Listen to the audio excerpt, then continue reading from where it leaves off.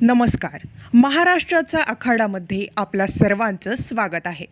आमदार रोहित पवारांच्या अन्नत्याग आंदोलन झालेल्या ठिकाणी भाजपकडून गोमूत्र आणि चंद्रभागेचे पाणी शिंपडण्यात आलंय. भाजपकडून आमदार रोहित पवारांच्या आंदोलनस्थळाचे शुद्धीकरण करण्यात आलंय.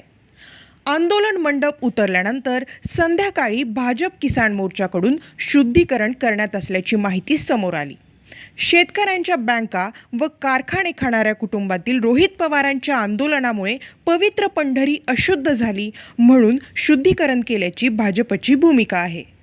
गेल्या 3 दिवसापूर्वी याच पंढरपूरच्या पावन नगरीमध्ये ज्यांच्या कुटुंबानं अनेक बँका खाल्ल्या, अनेक कारखाने सहकारी कारखाने खाजगीकरण करून स्वतःच विकत घेतले, अनेक शेतकऱ्यांचे काटे मारले, शेतकऱ्यांच्या नावावर बोगस कर्ज उचलली, अशा कुटुंबातील पवार कुटुंबातील रोहित पवार हे शेतकऱ्यांचा कळवळा आणत या ठिकाणी अन्नत्याग आंदोलन करण्यासाठी आलेले होते. ही आमची पावन विठुरायाची पावन भूमी या ठिकाणी अशुद्ध करण्याचं काम त्यांच्याकडून झालेलं होतं. शेतकऱ्यांचा कळवळा असता तर त्यांनी बारामती अग्रोमधील कामगार या ठिकाणी 10,000 15,000वर काम करणारे कामगार या ठिकाणी आणले नसते. तेथील शेतकऱ्यांना चांगला दर दिला असता. सहकारी कारखाने शेतकऱ्यांचे कारखाने ह्यांनी खाजगी कर्जबाजारी करून खाजगीकरण करून स्वतःच विकत घेतले नसते. ह्यांना काय शेतकऱ्यांचा कळवळा येणार आहे. आणि या राज्यामध्ये अनेक शेतकरी चळवळीत आंदोलन करणारे लोक आहेत. 10-10 15-15 दिवस जरी त्यांनी आंदोलन केलं, उपोषण केलं, त्यांचं 10-10 15-15 किलो वजन कमी झालं तरीसुद्धा हे सत्तेमध्ये असताना कुणाकडेही बघायला गेलेलं नाहीत. राजू शेट्टी साहेब उसाच्या आंदोलनासाठी बारामतीमध्ये आंदोलन करत होते. त्या ठिकाणी या स्वतःला शेतकऱ्यांचा जाणता राजा म्हणणारा शरदचंद्रजी पवार त्यांना कधी भेटलेले मला बघायला मिळालं नाही. कधी त्यांनी शेतकऱ्यांची व्यथा जाणून घेतलेली नव्हती. म्हणून ही अशुद्ध झालेली भूमी आज आम्ही गोमूत्र आणि आमचं पवित्र असं चंद्रभागेचं तीर्थ या ठिकाणी टाकून पवित्र केलेलं आहे. अन्नत्याग याला म्हणताच येणार नाही, कारण अन्नत्याग म्हणजे आपण स्वतः आपलं साधं पाणी प्यायचं असतं. अल्काईन नावाची 150 रुपयाची बाटली पाणी पिऊन हे आंदोलन होऊ शकत नाही, कारण त्या पाण्यामध्ये असे कंटेन आहेत की फक्त पाणी पिलं तरी माणसाला काही होत नाही.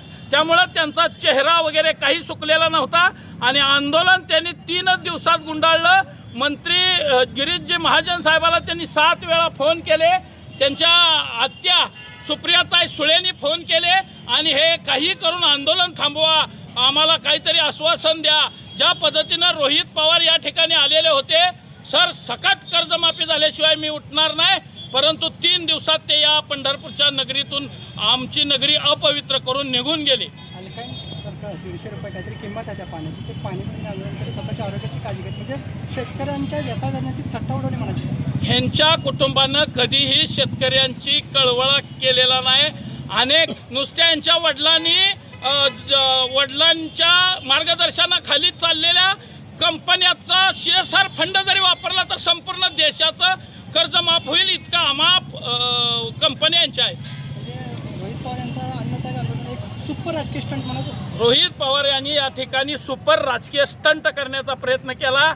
यांच्या अनेक यांच्या आंदोलनातून असं दिसून आलं की शेतकऱ्यांनी याकडे तर पाठच फिरवली होती. यांच्या आंदोलनातून असं दिसून आलं की कारखानदारांनी शेतकरी वाहन मालक यांच्यावरती 10-10 लाख बोगस कर्ज घेतलेले आहे आणि ते कर्ज माफ व्हावं म्हणून ह्यांचा राजकीय स्टंट होता. तुम्ही एक शेतकरी आहात, काय वाटत नाही का त्या आंदोलनातून शेतकऱ्याला काय मिळालं? शेतकऱ्याला या आंदोलनातून काहीही मिळालेलं नाही. शेतकऱ्यांचं आंदोलन मी 21 उपोषणं केली, आमच्या शरीराचं मात्र करून घेतलं, परंतु हे सत्ताधारी ज्यावेळेस हे सत्तेवरती होते त्यावेळेस आमच्यावरती खोटे गुन्हे दाखल केले. अनेक शेतकऱ्यांच्या पोरावरती ह्यांनी खोटे गुन्हे दाखल केले. मावळमध्ये शेतकऱ्यांच्या माय मावल्यावरती गोळ्या चालवण्याचं काम यांनीच केलेलं होतं.